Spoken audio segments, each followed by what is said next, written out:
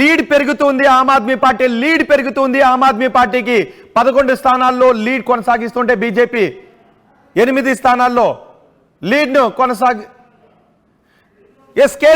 కేజ్రీవాల్ న్యూఢిల్లీ నుంచి కేజ్రీవాల్ పోటీలో ఉన్నారు. కేజ్రీవాల్ పోస్టల్ బ్యాలెట్ లో ముందంజలో ఉన్నారు. కేజ్రీవాల్ పార్టీ 11 స్థానాల్లో లీడ్ను కొనసాగిస్తుంది. ఈ మొత్తం ఇప్పటి వరకు 20 నియోజకవర్గాలకు సంబంధించిన డీటెయిల్స్ వస్తున్నాయి.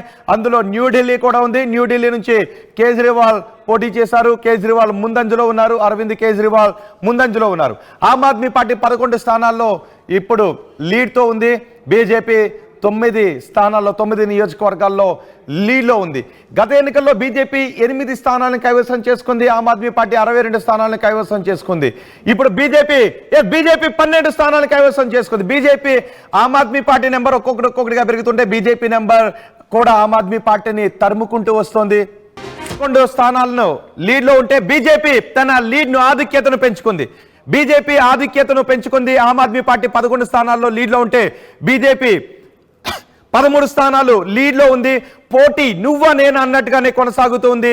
ఢిల్లీలో ప్రభుత్వ ఉద్యోగుల మనోగతం బీజేపీ ఆమ్ ఆద్మీ పార్టీకి పోటాపోటీగా ఉంది. ఆమ్ ఆద్మీ పార్టీ 11 స్థానాల్లో లీడ్లో ఉంటే బీజేపీ 13 స్థానాల్లో.